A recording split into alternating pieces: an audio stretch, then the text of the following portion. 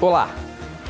Tem um texto aqui no livro de Deuteronômio que traz muitas dúvidas, porque ele está relacionado com o dinheiro do dízimo e ao mesmo tempo passa alguns conselhos que nos chamam a atenção. Por que está dizendo isso na Bíblia? Eu queria ler com você para nós começarmos este programa de hoje, baseado então em Deuteronômio 14, verso 26, que diz o seguinte: e ali comprem, é a lei dos dízimos aqui, esse trecho da Bíblia, tá? Chega um momento que ele fala assim, ó: e ali comprem tudo o que quiserem comer.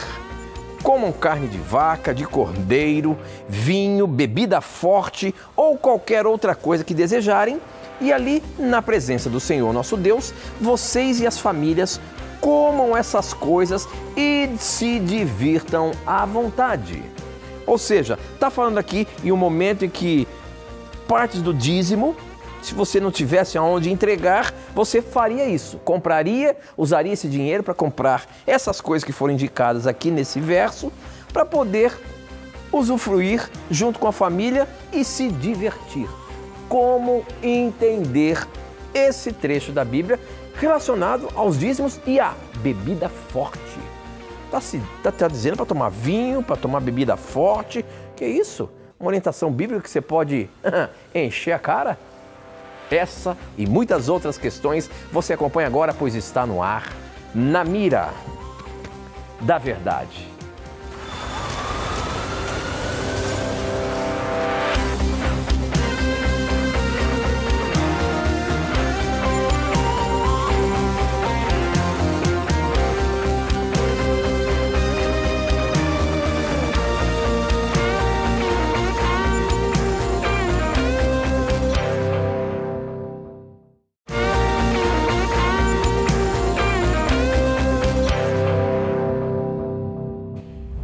Olá, seja muito bem-vindo, estamos começando mais um Na Mira da Verdade e sempre é muito bom nós chegarmos aqui.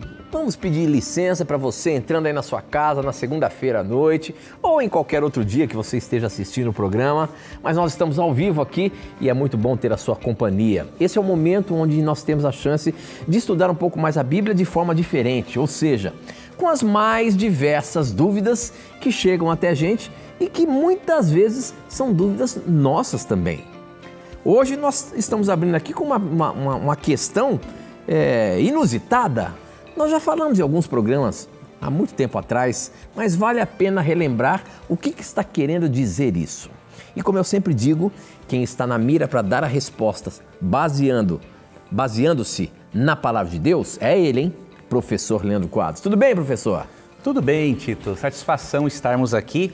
Eu queria começar o programa mandando um abraço para um pessoal querido que eu tive a oportunidade de estar com eles no final de semana. Primeiro, para todos os amigos de Santarém e também de Altamira, né? Eu participei de um congresso de liberdade religiosa, fizemos um tiradúvidas também, conheci pessoas tão agradáveis, tão queridas e vi outras pessoas. Quero agradecer a todos da Missão Oeste do Pará, né, pelo convite, que Deus abençoe a todos vocês. E obrigado por terem participado da programação. E esperamos que hoje, amigo telespectador, o programa abençoe a sua vida por meio do estudo da Palavra de Deus. Que bom, professor, que bom. Você esteve longe, então, lá no Pará, hein? Eu quero até aproveitar e dizer o seguinte, tanto Santarém como Altamira teremos Rádio Novo Tempo. Santarém, nós já estamos no ar lá com a Rádio Novo Tempo. E Altamira, em breve, você vai ter aí a frequência também de Altamira na cidade, transmitindo a voz da esperança. Então se prepare aí. Daqui a pouquinho eu vou fazer o seguinte, eu vou dar uma pegada aqui nos meus arquivos e vou ver quais serão as frequências, tanto qual é a frequência de Santarém e qual será a frequência de Altamira, para vocês ficarem aguardando aí, já prepararem o dial do seu rádio para ouvir a voz da esperança, tá bom? Obrigado a você que nos assiste aí e em breve também poderá estar nos ouvindo. Muito bem, professor, nós abrimos o programa de hoje com um texto aqui que é bem interessante, hein, rapaz? Quem mandou essa pergunta pra gente foi o Genivaldo Ramos, lá de Blumenau. Obrigado, Genivaldo, pela sua participação. E ele diz o seguinte: eu fiquei intrigado ao ler Deuteronômio 14, 26, porque acho estranho a orientação que incentiva a fazer uma festa com a família usando vinho e bebida forte. E eu fui mais além, porque esse trecho está falando dos dízimos. É o dinheiro do dízimo que é para você utilizar dessa forma? Professor, eu acho que valeria a pena você dar esse contexto e aí a gente chegar nesse ponto. Usar bebida forte é uma orientação bíblica junto com a família para poder se divertir? Não entendi isso daí, como é que fica? Vamos explicar, são duas questões realmente importantes nesse texto. Será que a Bíblia autoriza o uso do dízimo sem ser para manutenção da obra de pregação, né, diríamos assim?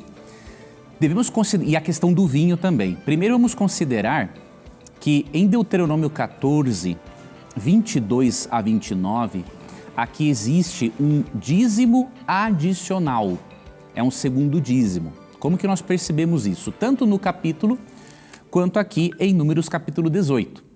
Em Números 18, nós vemos aqui dos versos 21 ao 32, um dízimo que era separado para manter apenas o trabalho dos levitas. E era também mantido o trabalho dos sacerdotes. Então o dízimo original é usado apenas para fins religiosos e evangelísticos, né? Diríamos assim. Aqui em Deuteronômio tem um segundo dízimo. Aqui no verso 22, você vê que ele é algo adicional, porque diz assim, ó: certamente darás os dízimos de todo o fruto das tuas sementes que, ano após ano, se recolher do campo.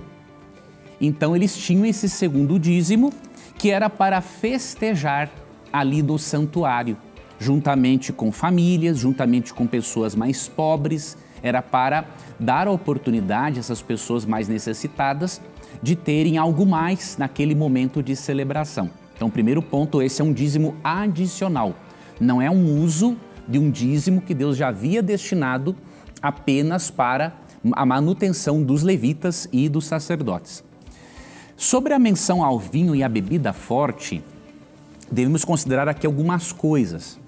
A primeira delas, que o teor alcoólico, né, das bebidas na antiguidade entre os filhos de Deus, entre o povo de Israel, não é o mesmo teor alcoólico de hoje. Por quê?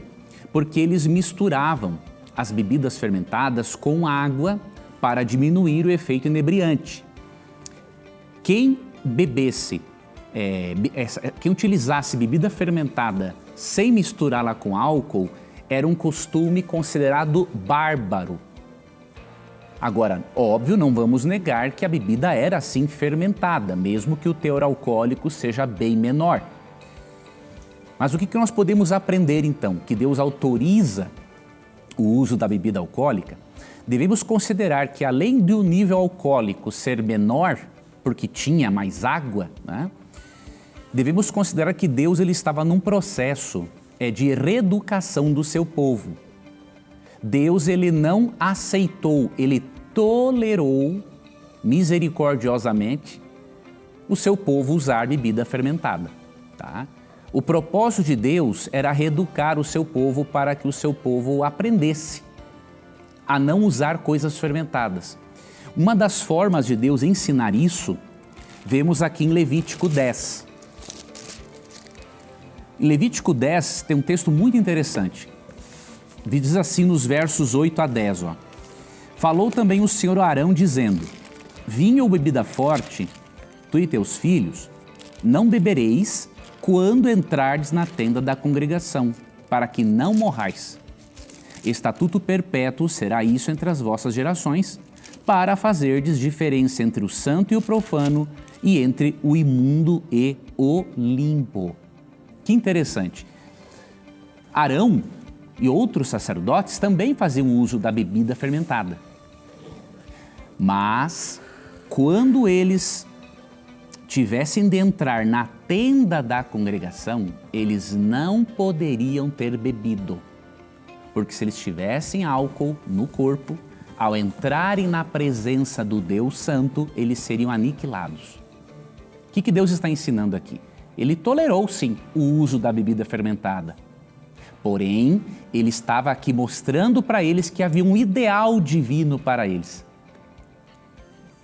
Pelo menos quando entrasse na tenda da congregação, eles não deveriam usar. Com isso, Deus estava ensinando o quê? Que que o propósito de Deus é a total pureza do seu povo. Eu sei que tem muitos cristãos que creem que tomaram um pouquinho de vinho não tem problemas para a saúde, dizem que a Bíblia não o proíbe. Realmente, a Bíblia tem uma tolerância para com isso. Mas você tem que considerar este contexto, a quantidade de água que era misturada com esta bebida fermentada, e você tem que considerar esta orientação que Deus deu para que Arão e outros sacerdotes não entrassem na tenda da congregação com álcool no corpo. Se não tivesse alguma relevância isso para a nossa saúde e até para a santificação, Deus não teria dado uma orientação tão forte como esta para eles. Para finalizar, aqui em Provérbios 23, nós encontramos o ideal de Deus para o seu povo. Deus é paciente, Deus reeduca os seus filhos, Deus sabe que os seus filhos têm maus hábitos, todos nós temos algum mau hábito, então Deus é bondoso, é paciente, Ele nos ajuda. Mas o ideal de Deus está aqui no verso 31 de Provérbios 23, mesmo que Ele tenha tolerado, sim, o uso de bebida fermentada.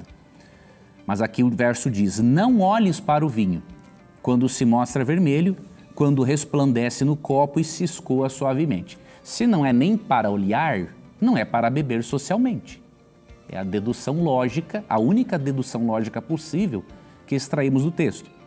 Pois ao cabo, ao final, morderá como a cobra e picará como o basilisco.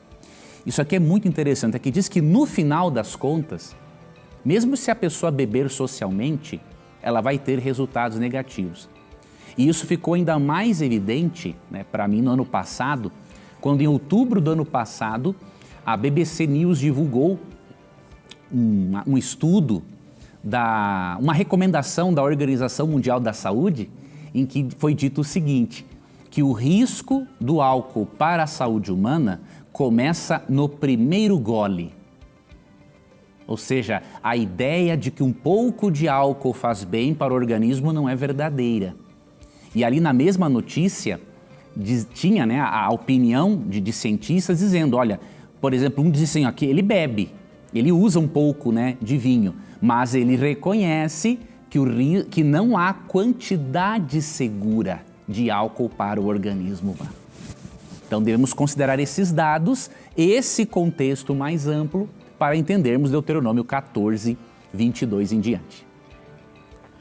Muito bem, professor, muito bem. Estamos apenas começando. Para você participar, você pode mandar as suas perguntas através do nosso WhatsApp e também do nosso SMS. O número é 12 981 51 0101. Eu recebo aqui na hora, assim como já está chegando, não para de chegar. Obrigado pela sua participação. Você pode mandar também pelas nossas redes sociais. Facebook, namiradaverdade.nt e o Instagram, @namiradaverdade. Ambos tem um videozinho que eu faço ali para você já antecipar a sua pergunta e você pode usar essas ferramentas, você que está com o seu smartphone aí, pode mandar para a gente. Ou então pelo nosso WhatsApp, talvez seja até mais fácil, Participe aí, mande a sua pergunta. Essa aqui, por exemplo, eu pesquei aqui no SMS. E olha só, quem mandou, deixa eu ver se tem o nome aqui, William. Ele é de Niterói, no Rio de Janeiro. Obrigado pela sua participação, William. Professor, a pergunta dele é a seguinte: se a salvação é pela fé e não pelas obras, Efésios 2, de 8 a 9, como conciliar com Tiago 2, 24, que diz que o homem é justificado pelas obras e não somente pela fé? Vamos ler aqui o que ele está perguntando aqui sobre, o que ele está afirmando aqui sobre Tiago. Tiago 2, 24. Posso ler aqui, professor? Pode ler, meu caro. Tiago 2, 24 diz o seguinte: assim, vocês veem que a pessoa é aceita por Deus por meio das suas obras e não somente pela fé. Bom, aqui mais ou menos já dá para entender, não está querendo dizer que é só pelas obras, né, professor? Como é que está aí na sua versão? Aqui na minha versão está assim, Tiago 2, 24, verificais que uma pessoa é justificada por obras e não por fé somente. Parece contradizer. Então, a pergunta dele, se a salvação é pela fé e não pelas obras, como é que Tiago afirma que é pelas obras também? Muito boa essa pergunta. Veja, não existe, amigo telespectador, uma contradição entre Paulo e Tiago. Por quê? A base de ambos é a mesma. é o Antigo Testamento. A base de ambos é o Antigo Testamento. A graça de Deus, a justificação pela fé, tem como base o Antigo Testamento. Vários textos, por exemplo, em Êxodo 12, né? Quando o cordeiro pascal foi oferecido e o sangue do cordeiro foi passado nos umbrais da porta para o anjo de Deus não destruir, né? Não tirar a vida dos primogênitos israelitas, ali eles foram salvos graças ao sangue. Né? Agora, o que Tiago destaca aqui? Tiago não destaca que nós somos declarados justos pelas obras, mas que a pessoa justificada, ela vai viver como uma pessoa justificada. O que isso significa? Ele está dizendo que o resultado natural de termos sido justificados pela fé é praticarmos boas obras. Então é importante analisarmos isso de forma mais ampla, porque não há contradição entre Tiago e Paulo. Aqui dos versos 14 ao 26, o tema é esse: a fé sem obras é morta.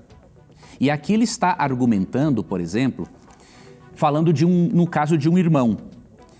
Ele falou o seguinte: se um irmão, verso 15, ou uma irmã estiverem carecidos de roupa e necessitados do alimento cotidiano, e qualquer dentre vós lhes disser: ide em paz, aquecei-vos e fartai-vos, sem contudo lhes dar o necessário para o corpo, qual é o proveito disso?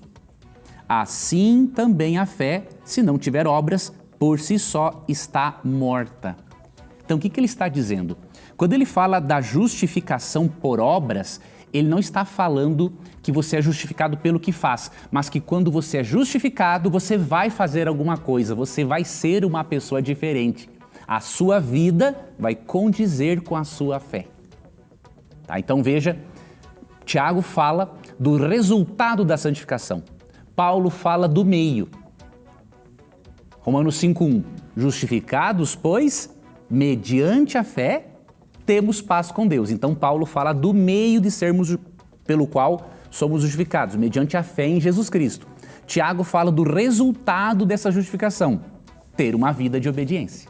Então não é uma contradição, são apenas enfoques diferentes.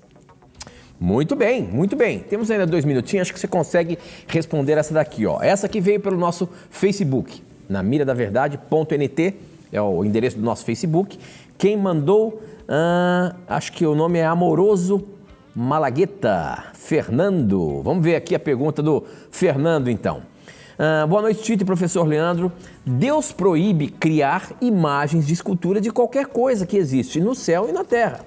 Por que Deus orientou esculpir os querubins na tampa da arca, propiciatório, e mandou Moisés também levantar uma serpente de bronze no deserto? Como entender esse problema aí? É um outro assunto que volta e meia aparece no programa, né, professor? Isso mesmo. Porque a lei de Deus fala que nós não podemos ter imagens, né, de escultura, adorar nenhum tipo de imagem de escultura, mas aparentemente aqui Deus utilizou desse artifício. Como é que explica?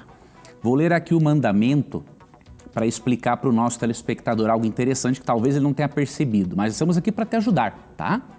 No verso 4 de Êxodo 20 fala assim: não farás para ti imagem de escultura, nem semelhança alguma do que há em cima nos céus, nem embaixo na terra, nem nas águas debaixo da terra. E aqui vem a explicação, verso 5. Não as adorarás, nem lhes darás culto, porque eu sou o Senhor teu Deus. Então, o que Deus proíbe no mandamento não é a arte em si mesma. O que Deus proíbe é prestar culto a esta arte.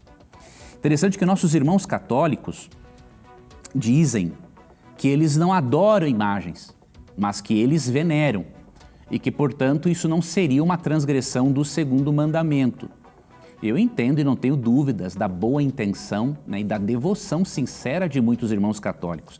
Mas por que eu não acho justificável essa explicação deles? Porque o mandamento diz que não é tanto para adorar, quanto também não é para dar nenhum tipo de culto. Não é para dar culto. Então isso inclui um culto de veneração. Ok? Então quando Deus autoriza construir os querubins ou levanta a serpente de bronze, não eram para serem objetos de culto. Eram apenas para ensinar lições pedagógicas sobre o plano de salvação. Tem um outro texto, eu não vou ler, mas eu vou deixar aqui a referência para o nosso telespectador ver depois. Eu acho que é Êxodo, deixa eu ver se é Êxodo 35. Isso. Êxodo 35, leia depois, amigo telespectador, Êxodo 35, dos versos 30 até o 35. Se verá nesse contexto que Deus deu o dom, o Espírito Santo deu o dom da arte para Bezalel e Aholiabe, para que eles fizessem as obras artísticas necessárias no santuário. Porém, estas obras não tinham propósitos pedagógicos e não de veneração ou de culto. Então, não é uma contradição ao segundo mandamento. Muito bem, muito bem. Bom, temos que ir para o intervalo. Aproveite o intervalo aí, faça sua pergunta, manda para a gente volta já já.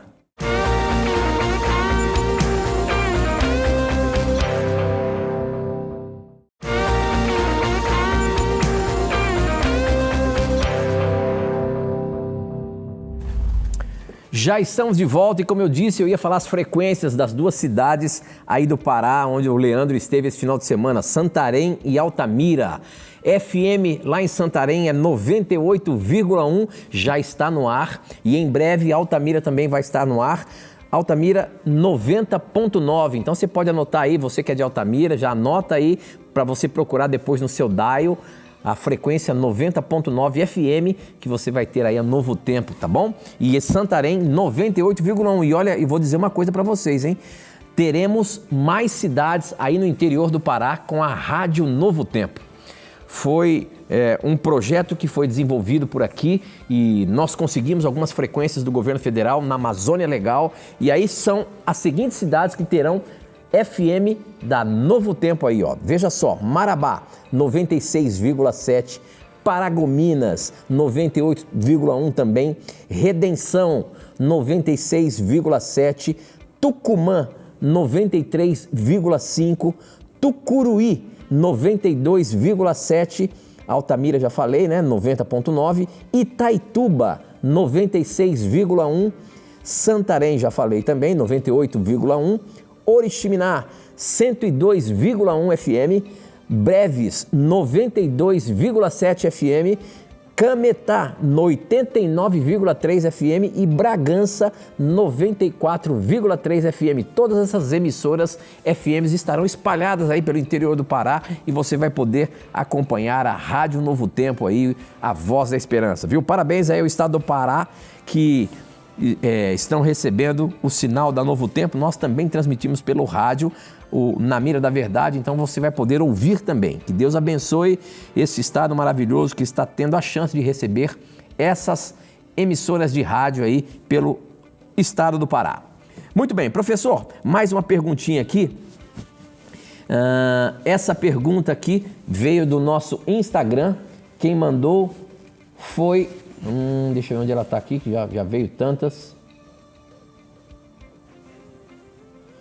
Olha aqui, ó.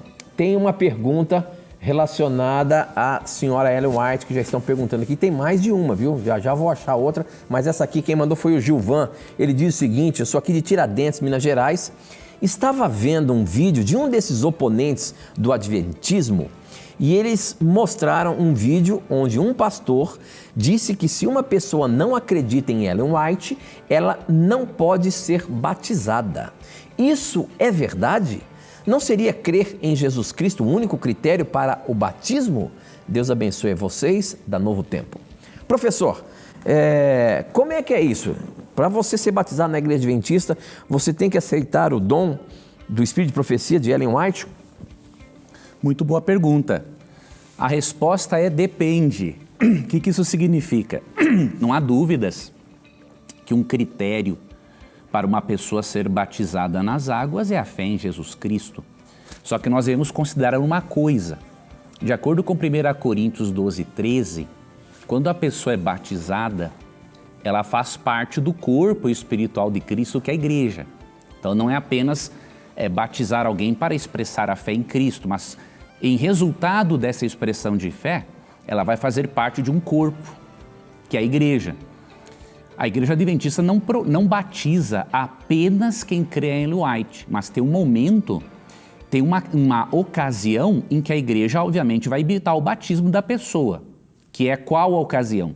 Ellen White mesma tem uma citação, eu vou procurar, eu acho que Testemunhos para a Igreja, volume 1, essa eu não estou lembrado agora, faz muitos anos que eu li, que ela fala o seguinte, que aceitar o dom profético dela, não canônico, né, não é um teste de comunhão, tá?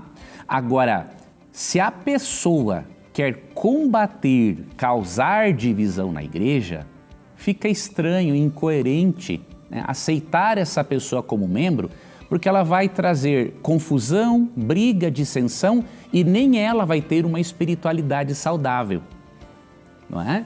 Então, obviamente, não é uma condição para ser batizado a crer ou não no dom profético de Ellen White. Ela fala, nessa citação que eu estou mencionando aqui, ela diz que há pessoas mais tardias para crer no dom profético não canônico. Se essas pessoas amam a Jesus, ela diz assim, ó, respeite essas pessoas, deixe elas tranquilas em relação a isso. Agora, se é um combatente, é um crítico que quer vir para a igreja para ser um combatente, um crítico, não faz sentido, né, receber a pessoa como membro na igreja assim. Vai ser ruim para a igreja, vai ser ruim para ela também. Eu vou tentar achar essa citação aqui para dar a referência, esta que eu não estou lembrando. Acho que é Testemunhos para a Igreja, volume 1. Você quer ver exatamente o que está escrito ali? Isso. Se eu não achar aqui a citação, eu posso depois pesquisar para o nosso internauta. Deixa eu ver, 300. Porque já chegou uma outra pergunta aqui no mesmo tema, hein? Não tem problema. Deixa eu ver se é... Deixa eu ver. A citação diz assim, ó. Tardios como Tomé. Vamos ver se eu acho aqui. Se não, separa depois e a gente... Você dá uma procuradinha depois, só para não ficar no vácuo aí, hein? Pode largar outra pergunta, tio. A pergunta é a seguinte. Eu vou pegar o livro aqui. Qual o fundamento bíblico que justifica a crença adventista em Ellen White? Isso não configura idolatria? Crer em profeta, meu irmão, não é idolatria. Não, o que é idolatria? A idolatria é você prestar culto a algo ou alguém. Eu nunca vi na igreja adventista ninguém reverenciando, se ajoelhando diante de uma imagem de Ellen White ou foto dela. Então você não pode confundir as coisas. Aceitar um profeta como profeta é mandamento de Deus. O que diz 2 Crônicas 20:20? Crede no Senhor vosso Deus e estareis seguros, crede nos seus profetas e prosperareis. Por que nós cremos no dom profético dado a Ellen White? Óbvio, isso não é algo simplesmente do nada. Ellen White, ela está de acordo com os critérios de um verdadeiro profeta. E eu não vou mencionar agora eles aqui para você, por causa do tempo, mas eu quero mostrar para você essa diferença entre profeta canônico e não canônico, só para você não pensar, como alguns que estão bem desinformados sobre o assunto, que nós cremos que Ellen White é uma adição à Bíblia. Isso não existe, tá? Eu vou ler aqui para você um texto que está em 1 Crônicas 29:29. Tem um outro texto também interessante. Vou ler 2 Crônicas 9:29. Tem 1 Crônicas 29:29 e eu vou ler 2 Crônicas 9:29. Quanto aos mais atos de Salomão, tanto os primeiros como os últimos, porventura não estão escritos no livro da história de Natã, o profeta, e na profecia de Aías, o selonita, e nas visões de Ido, o vidente, acerca de Jeroboão, filho de Nebate? Aqui em 2 Crônicas 9:29, são mencionados 3 profetas, Natã, Aías e Ido. Não existe na Bíblia nenhum livro de Natã, nenhum livro de Aías e nenhum livro de Ido. E eu pergunto para você, por eles não terem livros na Bíblia, eles deixaram de ser profetas? Não faz sentido. Atos 21, versos 8 e 9, diz que o evangelista Filipe tinha 4 filhas que profetizavam, porém não temos nenhum livro destas filhas de Filipe na Bíblia. Então por que eu estou lhe dizendo isso? Existe o profeta canônico e o profeta não canônico, falando do verdadeiro. O canônico tem livros no cânon, na lista de livros bíblicos. O profeta não canônico não tem livros na Bíblia. Nós cremos que Ellen White é desta classe de profeta não canônico. Dessa classe aqui do profeta Ido, Aías, Natã, ou seja, é profeta, mas não tem livros na Bíblia. E aqui um outro detalhe importante. A função do profeta não canônico não é complementar a Bíblia. É muito importante que você tenha isso em mente.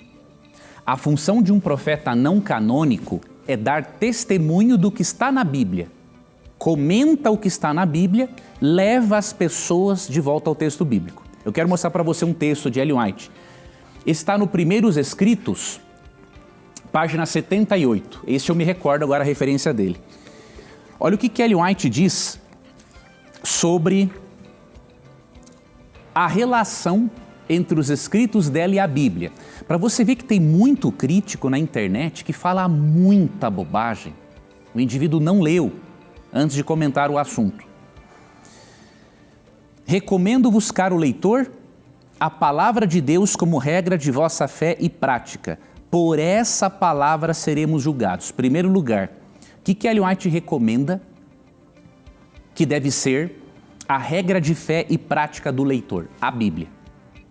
Ela não recomenda que os escritos dela sejam a regra de fé e prática. Então isso é claro. Nela, Deus prometeu dar visões nos últimos dias. Agora ela vai falar dos escritos dela, tá? Porque vários dos escritos dela são frutos de visões. Dar visões nos últimos dias. Não para uma nova regra de fé, mas para conforto do seu povo e para corrigir os que se desviam da verdade bíblica. Então, olha que interessante. Ela diz que os escritos dela, como profetisa não canônica, o propósito deles não é servir de uma nova regra de fé, mas dar conforto ao povo de Deus e corrigir aqueles que se desviaram da verdade bíblica, ou seja, levá-los de volta para as Escrituras. Então, dizer que isso aqui é idolatria ou uma posição sectária é um exagero absurdo, para não dizer até mesmo uma mentira. Tá bom? Eu quero pesquisar a outra citação que eu acho que eu não vou achar agora. Eu acho que é o Testemunhos para a Igreja, volume 1. Vamos ver se é o que eu estou pensando. Se não for, eu pesquiso depois. Mas esses livros que estão atrás de você aí são todos da senhora Ellen White? São. E é Testemunhos para a Igreja, volume 1, 328 mesmo. Achou aí na hora? Eu achei melhor do que eu fosse buscar no celular. Tem que confiar mais na memória que no celular mesmo. Olha o que diz a página 328. É isso aqui que eu queria que o telespectador prestasse atenção. Havia alguns numa igreja, que não aqui é mencionado o nome, que eram filhos de Deus, mas duvidavam das visões. Olhe bem, ela diz que essas pessoas que duvidavam das visões dela eram filhos de Deus. Outro parágrafo, essas pessoas não devem ser separadas dos benefícios e privilégios de membros da igreja, se no demais a sua vida cristã se prova correta e tenham um bom caráter cristão. Alguns, conforme me foi mostrado, receberiam as visões públicas julgando a árvore pelos seus frutos. Outros são como o duvidoso Tomé. Não podem crer nos testemunhos publicados, nem convencer-se deles pelo testemunho de outros, precisando ver e tirar a provas por si mesmos. Agora presta atenção nisso aqui. Estes não devem, por isso, ser postos de lado, cumprindo tratá-los com paciência e amor fraternal, até que tomem posição e tenham opinião definida contra ou a favor deles. Se, porém, começarem a combater as visões de que não têm conhecimento, se levarem a sua oposição ao ponto de opor-se àquilo de que não têm experiência, e se sentirem ofendidos quando aqueles que creem que essas visões são de Deus falarem delas nas reuniões e se confortarem com a instrução dada através delas, a igreja pode saber que eles não estão certos. O povo de Deus não deve curvar-se servilmente ou submeter-se a esses descontentes e abrir mão de sua liberdade. Então, dá aqui a opinião equilibrada. Não proibimos alguém de se batizar ou não fazemos de aceitação de Ellen White um critério para o batismo. Agora, é óbvio, se a pessoa é uma crítica, nós temos que esclarecer para ela, porque ela vai fazer parte de uma igreja. E ela não pode fazer parte da igreja começando com o pé esquerdo, diríamos assim. Vai entrar como um crítico? Simplesmente não faz sentido. Então, nós queremos que a nossa posição ela é equilibrada e condizente com aquilo que nós entendemos da palavra de Deus. Muito bem. Tem uma outra questão, professor, que chegou aqui agora, achei interessante. Essa pergunta, quem mandou foi a Paula Lima. Ela diz o seguinte, Paula Lima Reis, ela é de Porto Alegre. Por que casar no sábado não é aceito se é uma cerimônia sagrada? A igreja não faz casamentos no sábado, professor? O que acontece? O sábado é um dia de adoração e uma coisa interessante, o sábado e o casamento são duas instituições que nos acompanham desde o Éden. Não sei se o telespectador parou para pensar nisso. O casamento em Gênesis 2:24 foi feito pelo próprio Deus. Foi feito pelo próprio Deus. E ele fez esse casamento no sexto dia. Interessante, ele não fez esse casamento no sábado, e poderia, mas não o fez. O sábado foi abençoado e santificado por Deus para que o casal, Adão e Eva, passasse um dia de 24 horas em adoração, ao lado de Deus. Então veja, são duas instituições que nos acompanham do Éden. E Deus quer que valorizemos essas duas instituições. Agora, por que não realizamos o matrimônio no sábado? Porque, veja, os preparativos para uma festa de casamento envolvem muita coisa. E, com certeza, esses preparativos vão desviar a atenção da pessoa do propósito central do sábado, que é passar mais tempo com o Criador em descanso, em repouso. Então, preferimos que o sábado seja um culto de adoração e existem 6 dias da semana para fazer casamento, por que fazer no sábado? Não tem um porquê. Muito bem, muito bem. Nós vamos para um intervalo, mais um intervalo. Aproveite o intervalo. Vamos lá, faça a sua pergunta, manda pra gente.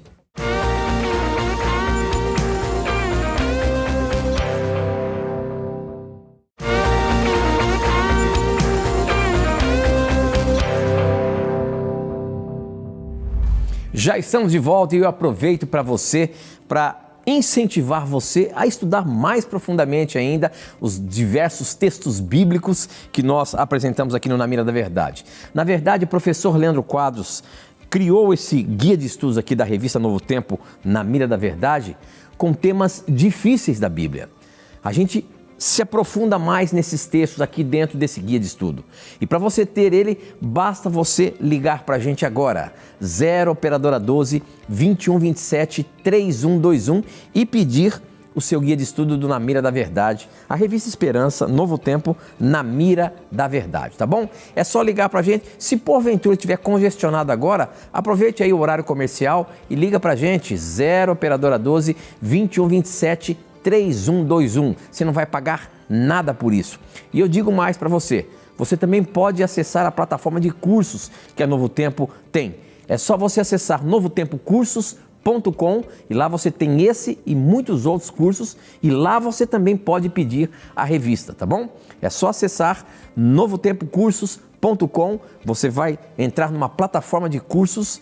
Todos os cursos da Novo Tempo estarão ali e você pode pedir a revista e acompanhar esse guia de estudo aqui com as videoaulas que o professor Leandro Quadros apresentou ali.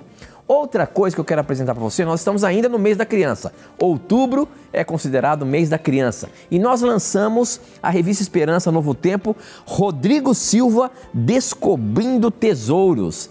Esse guia de estudo é interessantíssimo. Deixa eu ver se eu consigo mostrar para essa câmera aqui que está mais perto. Olha só, aqui você tem as historinhas que foram...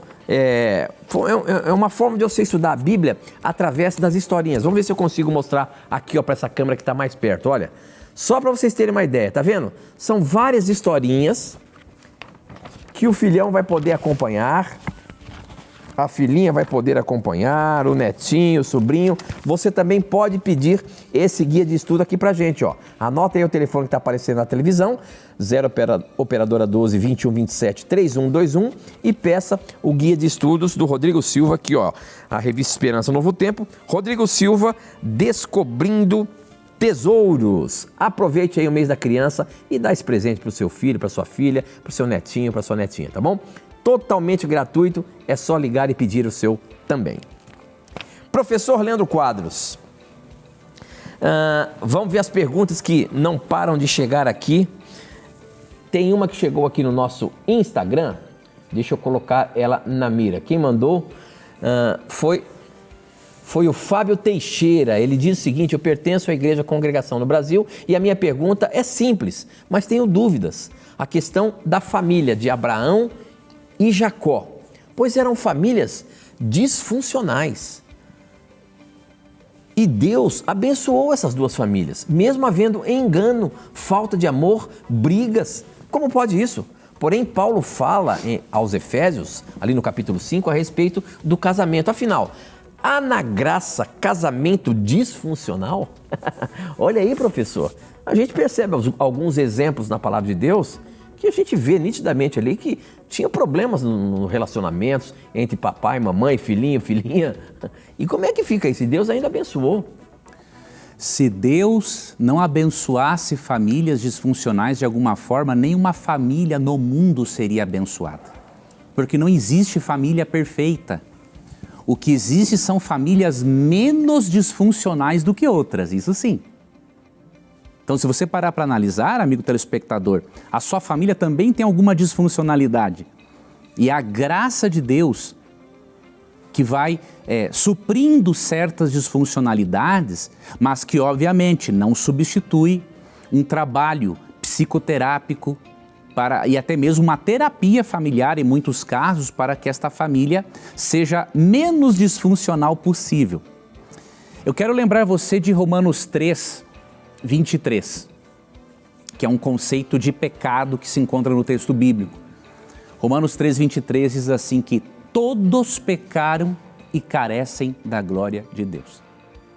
Aplicando esse texto à sua pergunta, todas as famílias pecaram, todas as famílias têm disfuncionalidades e todas as famílias carecem da glória de Deus, carecem da transformação dele. Então, você falou uma coisa muito interessante. As famílias de Abraão, Isaac e Jacó eram bastante disfuncionais. Tinha poligamia, tinha preferência por filhos, mas a graça de Deus abençoou o ser humano. Deus é um salvador, Deus é um resgatador. Ele abençoou o ser humano apesar das suas limitações. E olha que outro detalhe importante. Por que Deus preservou na Bíblia essas histórias de famílias disfuncionais? Para mostrar que Ele ama todas as famílias, por mais disfuncionais que sejam. E assim como a graça dele atuou na família disfuncional de Abraão, de Isaac e de Jacó, a graça de Deus atua também na sua família. É óbvio que isso não substitui a sua parte, né? Se você percebe na sua relação familiar que há uma disfuncionalidade, você precisa buscar conselhos na palavra de Deus, um bom aconselhamento e, em certos casos, psicoterapia, terapia familiar. Tá bom? Então lembre-se que a mesma graça de Deus, disponível para todas as famílias disfuncionais hoje, estava disponível para a família disfuncional de Abraão. Muito bem, professor. Você sabe que nós abrimos o programa ali falando sobre a bebida forte, mas você falou de um segundo dízimo. E a pergunta aqui no Facebook chegou, ó. O Júnior Hector perguntou o seguinte: o dízimo que era um segundo dízimo, nós devemos devolver também? Boa pergunta. Nós não encontramos, meu irmão, no texto bíblico do Novo Testamento, a repetição desta prática, tá? Nós percebemos, por exemplo, em Mateus 23, 23, Jesus apoia o sistema de dízimos. 1 Coríntios 9, 13 e 14, quando Paulo fala do dízimo para a manutenção do Evangelho, ele tem como base Números 18, mas ele não faz menção ao segundo dízimo. Então, não parece realmente que essa prática continuou no Novo Testamento. Agora, é óbvio que quanto mais contribuirmos para o reino de Deus, melhor. Se alguém se sentir despertado por Deus para dar um segundo dízimo, com toda certeza Deus vai abençoar e muito essa pessoa. Mas eu não posso lhe dizer que é algo obrigatório, porque nós não vemos esta repetição do segundo dízimo como sendo prática e hábito, né, da Igreja de Deus. Lógico, nós não cremos nessa separação entre Antigo e Novo Testamento, tá? Isso aí não existe. O Novo Testamento é uma continuidade do que Deus revela no Antigo. Mas, como não há uma menção desta prática, assim como em Atos 15, por exemplo, ali em Atos 15 é dito que a circuncisão, que era praticada no Antigo Israel, ela não foi considerada mais obrigatória na igreja cristã, e o batismo por imersão, de acordo com Colossenses 2, 11 e 12, Romanos 6, verso 4, passaram a substituir aquela prática. Então não há realmente uma menção de segundo dízimo que torne a prática obrigatória fora do contexto teocrático de Israel. Agora, eu sei de algumas pessoas que decidiram fazer assim.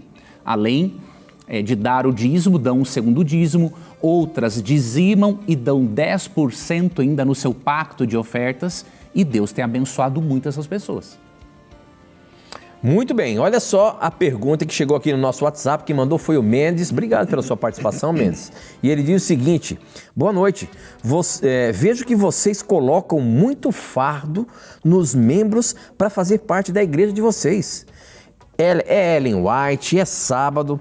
João capítulo 5, na revista corrigida, verso 16, ele colocou aqui o texto. E por essa causa os judeus perseguiram Jesus e procuravam matá-lo porque fazia essas coisas no sábado. E Jesus lhe respondeu: meu pai trabalha até agora e eu trabalho também. Vocês estão parecendo esses judeus, querendo impor o sábado nas pessoas. Eu acho que vale a pena nós explicarmos a questão do sábado aí e esse texto também, professor. Como é que você pode ajudar nessa questão que foi colocada aqui na mira da verdade?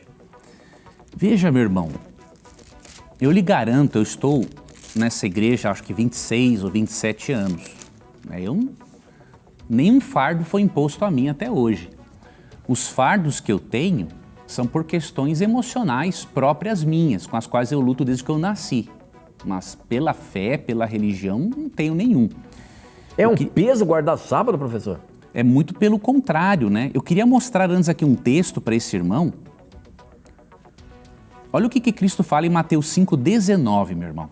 Vamos ver se você considera isso aqui um fardo. E o verso 20. Aquele, pois, que violar um desses mandamentos, posto que dos menores, e assim ensinar aos homens, será considerado o mínimo no reino dos céus. Verso 20. Porque vos digo que se a vossa justiça não exceder em muito a dos escribas e fariseus, jamais entrareis no reino dos céus. Olha o que Cristo está dizendo aqui. Que a nossa justiça tem que exceder em muito a dos escribas e fariseus.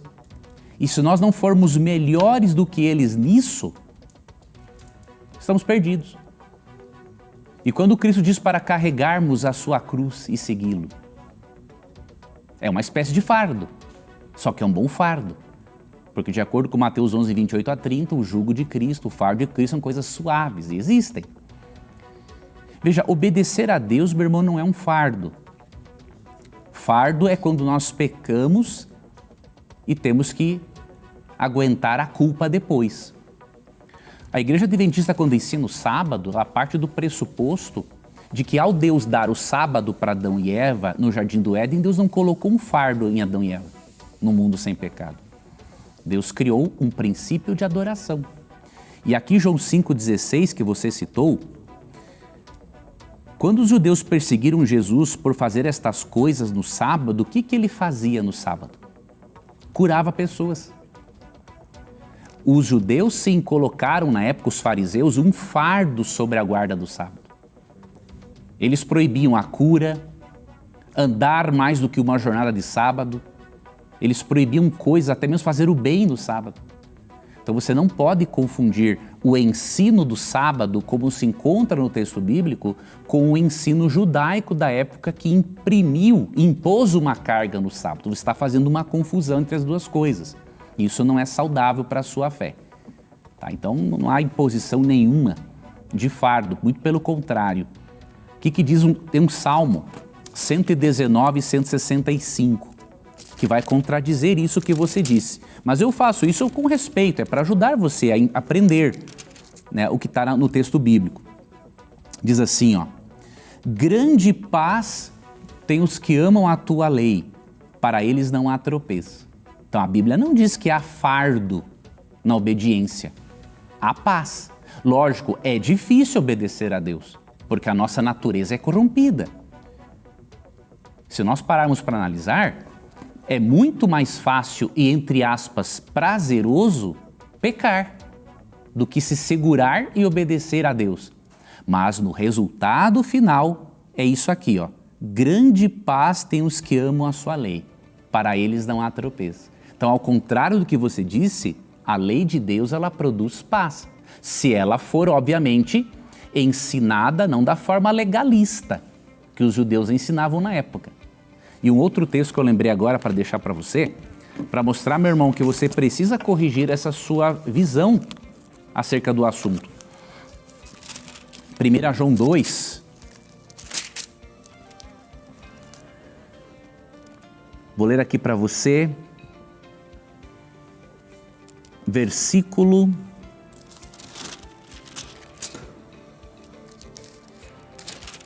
4, ó.